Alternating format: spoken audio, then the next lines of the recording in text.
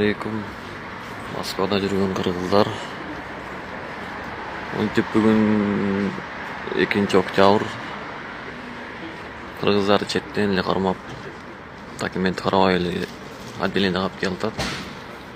Этият болгула.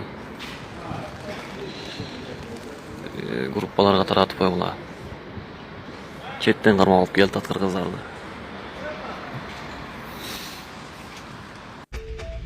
Москвада полиция кыргыз мигранттарын көчөдө кармап кетип жатат.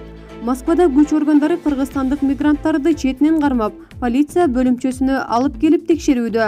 Тартип коргоо органдары алардын эч кандай документтерине карабай, күч менен бөлүмчөгө чогултуп жатат.